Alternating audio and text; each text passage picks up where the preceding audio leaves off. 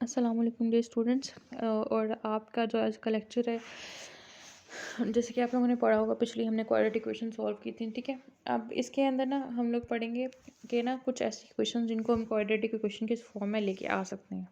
ठीक है, तो इसके एग्जांपल्स मैं आप लोगों को सॉल्व करवाऊंगी, क्वेश्चंस आप लोग खुद करेंगे, इसके जो नोट्स हैं वो मैं आप लोगों को सेंड कर दूंगी। ठीक है, तो इसमें होता क्या है, बेसिकली हमारे पास solution of equations reducible to quadratic equation. There are certain type of questions which don't look to be of degree 2। वो दिखने में हाई डिग्री की होती हैं लेकिन होती 2 का मल्टीपल है। जैसे 2 का मल्टीपल 4 है, 6 है, 8 है, तो आप उसको क्या कर सकते हो, क्वाड्रेटिक में चेंज कर सकते हो, but they can be reduce to quadratic form.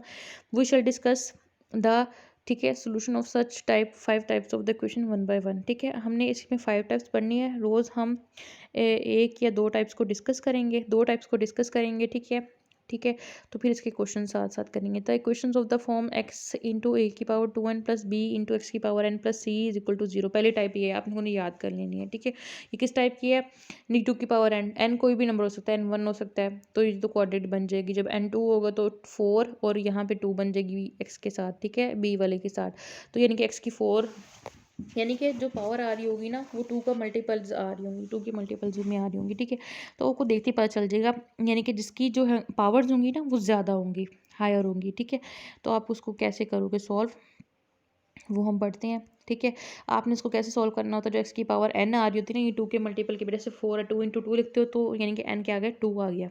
ठीक है, तो उस x की पावर 2 या n को आपने क्या लिखना है, उसको आपने क्वाड्रेटिक बनाना है। रिड्यूस क्वाड्रेटिक हो जाएगी इन y, यानी कि y में हो जाएगी। जब आपने y की वैल्यू पुट कर दी तो जाहिर सी बात है वो y में हो जाएगी।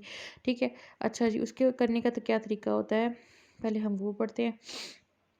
ठीक है, उसमें ये करने का तरीका है कि आपने बस x की पावर n को इक्वल टू y पुट करना है, जो ये इसने लिखी हुई है लाइन n पे, कि इसके x की power n is equal to y, और फिर y में आप उसको क्या करते हो, सॉल्व कर देते हो। तो हम इसको पढ़ेंगे आप लोगों को, तो फिर समझ आएगी। ठीक है, अच्छा, इसकी बारी बारी हम पहले दो दो टाइप्स डिस्कस करेंगे, इसके क्वेश्चंस आप लोग खुद कोशिश करेंगे। ठीक है, या 3 टाइप्स से डिस्कस कर लेंगे, उसके बाद इसके क्वेश्चंस अलग से डिस्कस करेंगे। ठीक है, सॉल्व द इक्वेशन एक्स की पावर 1/2 माइनस एक्स की power 1/4 minus 6 is equal to 0। The given equation can be written as this. ठीक है, अच्छा जी, इसके बाद आपने इसको क्या किया, यानी कि आपने ना, जैसे 2 कॉमन आता है ना, आपने इसमें से पहले 2 कॉमन लेके लिख लेना। आपने जब 2 कॉमन ले लिया, ठीक है, यानी कि पावर में आपने एक्स की पावर 1/4, 4 पावर ज़्यादा है और 1/2 पावर कम है। ठीक है, तो आपने क्या किया है, यानी कि 1/4 छोटी पावर है और 1/2 आपको पता है बड़ा नंबर है ना, और 1/4 जो है आपके पास छोटा नंबर है। ठीक है, तो 1/2 का आपने क्या कर लिया, पावर, जब आपको पता है कि आपके पास यहाँ पे जो भी नंबर आ रहा होता है, यहाँ पे एक्स होता है, यहाँ पे हमेशा एक्स का स्क्वायर होता है।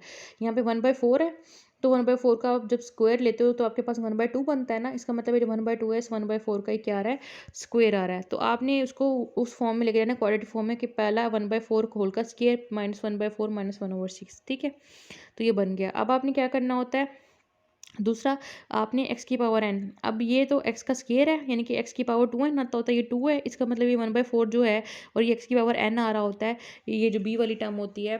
ठीक है, तो इसका मतलब है ये जो 1/4 है ये आपके पास क्या है, x की पावर n है।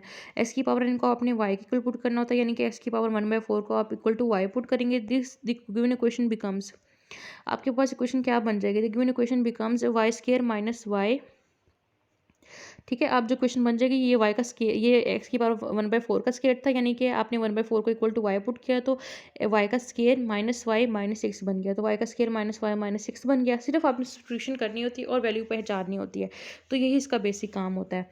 ठीक है, तो y minus 3 into y minus y plus 2 is equal to, आपके पास वही फैक्टर्स बना के बस आपने इसको आगे सॉल्व कर लिया। ठीक है, जो आगे सॉल्व करने का मेथड है, तो आप इसको चाहे कंप्लीट स्क्वायर से करो, अब अगर फैक्टर्स बना दोगे तो फैक्टर से करो। क्वाड्रेटिक फार्मूला जो है ना सबसे ज़्यादा इजी है, सिंपल क्वाड्रेटिक फार्मूला लगाओ, इस क्वेश्चन को सॉल्व करोगे। इसमें a क्या आपके पास 1 है, b -1 है और c -6 है। क्वाड्रेटिक फार्मूला लगाओगे, x is equal to minus b plus and minus b square minus 4ac। ठीक है, जैसे ये नेक्स्ट वाली एग्जांपल है, इसमें उसने डायरेक्ट क्वाड्रेटिक फार्मूला लगाया हुआ है। ठीक है, आप इसमें डायरेक्ट लगा सकते हो, आपको फैक्टर्स ना बनाओ, आपकी मर्जी है।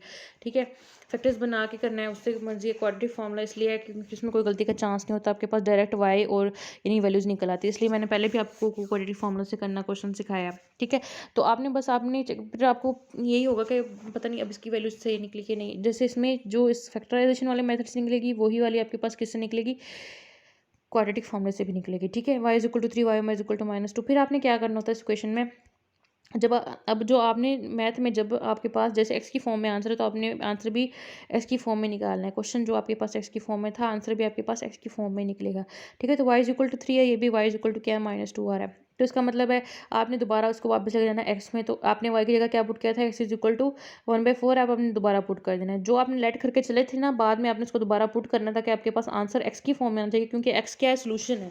सोल्यूशन एक्स है, वाई सोल्यूशन नहीं है। वाई की वैल्यू निकालना हमारे पास हमारा गोल नहीं है, हमारा गोल है एक्स की वैल्यू निकालना। ठीक है, तो एक्स की पावर 1/4, एक्स की पावर 1/4 इज इक्वल टू 3 आ गया, इज इक्वल टू पावर आप दोनों साइडों पे 4 लेंगे, 3 की पावर 4, एक्स की पावर 1/4 की 4 आएगी, तो वो 4 4 से कैंसिल हो जाएगा, एस बचेगा। इस तरह यहाँ पे भी होगा, -2 की पावर 4 आएगा, तो -2 multiplied by -2 multiplied by -2 multiplied by -2, तो 4 मल्टीप्लाइड बाई 4 16 है। इसमें जैसे 3 मल्टीप्लाइड बाई 3 9 9 9 हमारे पास इनके 3 की पावर 4 का आंसर क्या आता है, 81 आता है। ठीक है, तो हमारे पास ये होगी टाइप 1।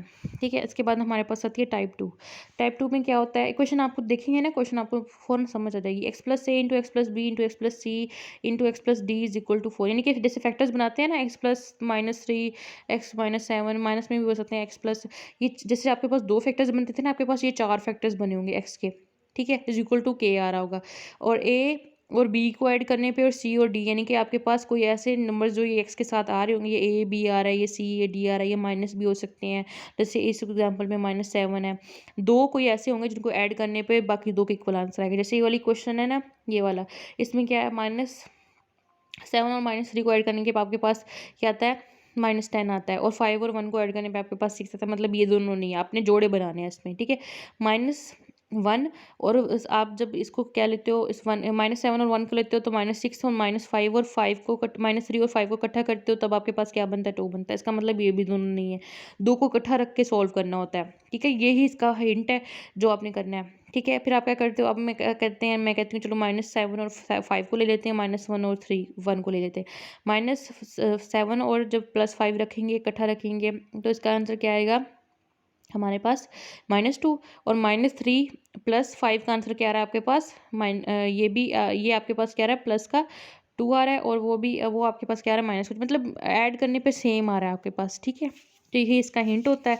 ठीक है, अब आपने क्या किया, वही x -7 को x + 5 को साथ रख दिया, प्लस और माइनस का कोई डिफरेंस नहीं होता, बस नंबर सेम होना चाहिए। ठीक है, x -3 और x + 1 और -16 80, ठीक है, इज इक्वल टू 0, तो आपने उन दोनों को इकट्ठा रखना है। ठीक है, इन दोनों को इकट्ठा क्यों रखना है, अभी आप लोगों को समझ आएगी क्यों रखना है, क्योंकि जब आप इधर मल्टीप्लाई करते हो ना, जब ये दोनों वैल्यू सेम हो ना, ऐड या सब्ट्रैक्ट वाली, तो ये जो सेकंड वाली जब इन दोनों को मल्टीप्लाई करोगे ना आप, x -7 को x + 5 से, यानी कि x को जब दोनों से करोगे x² + 5x आ जाएगा, और -7x जब से -7 को करोगे x + 5 से, तो -7x + -15 -35 आएगा, तो वो 5x और -7x -2x देगा। इसी तरह जब ये सेम होते हैं, प्लस एंड माइनस होते हैं, तो x² -2x, सीधे यहाँ पे भी देखो x जब उधर भी मल्टीप्लाई कर लोगे, तो x² -2x जो है ना, दोनों में सेम आ गया, यहाँ पे भी x² -2x है, यहाँ पे भी x² -2x, तो ये जो हमने सारा काम किया था ना, कि ये दोनों इसके इक्वल जोड़े आपने ऐसे बनाने हैं। ठीक है, तो यही इसका सोल्व करने का क्या तरीका होता है, कि आपके पास जैसे -7 और 5 के साथ आपने बनाया -2 आया, इसी तरह -3 और +1 इसका आंसर क्या आ गया, -2 आ गया, दोनों का -2 आया है, तो इसी वजह से आपके पास क्या आया है, आगे ये आया है सेम, ये वही -2 है जो हमारे पास, अब देखिए x² -2x आया था, ये -2x उसी की वजह से आया। अब आपने x² -2x को इक्वल टू क्या कर देना है, ये जो आपके पास ये जो दोनों चीज़ें, दो नंबर्स जो सेम आते हैं, ठीक है, इसको आपने क्या लिखना है, y के इक्वल पुट करना है। ठीक है, जब आप इसको y के इक्वल पुट करेंगे, तो आपके पास उसी तरह y में इक्वेशन आ जाएगी, y -35 और y -3 -16 80 इज इक्वल टू 0। ठीक है, अब ये y में इक्वेशन बन गई है, इसको क्वाड्रेटिक फार्मूला लगाया, उसने क्वाड्रेटिक फार्मूला से सॉल्व कर लिया है। फॉर एग्जांपल मैं कहती हूँ कि आपने सॉल्व कर लिया और आपके पास दो आंसर्स निकल आए y के, y इज इक्वल टू 63 निकल आया, और y इज इक्वल टू आपके पास -25। अब क्या होगा, जैसे पहले करते थे बिल्कुल वैसे ही, y की जगह x² -2x, इसमें भी x² -2x पुट कर दिया। ठीक है, और उसके बाद क्या किया, x² -2x is equal to -63, x² -2x + 25, ये अब x में क्वेश्चन बन गई है। अब इस पर दोबारा क्वाड्रेटिक फार्मूला लगाएंगे, दोनों को सोल्व करेंगे, दो वैल्यूज़ निकल आएंगी। इसमें क्या है, 4 -100 है। मैथ में जब भी अंडरूट में माइनस की टर्म आ रही हो, तो आप क्या करते हो, योटा बाहर निकालते हो, आपने पहले भी पढ़ा हुआ योटा के बारे में, तो योटा यहाँ पे बाहर में आ गया। ठीक है, फिर आपने उसको 2 से डिवाइड करके लिए, वैसे वहाँ तक आंसर लिख दें, तो ये अपने पास, तो आपने जब यहाँ पे क्वेश्चन सॉल्व करनी है ना, तो आपने डायरेक्ट उससे बस क्वाड्रेटिक फार्मूला से करनी है। ठीक है, इसके बाद हमारे पास जो हम नेक्स्ट जो क्वेश्चन आएंगे, ठीक है, इसमें हम ये हमने पढ़ लिया है, काफ़ी सारे क्वेश्चंस पढ़ लिए हैं इसमें।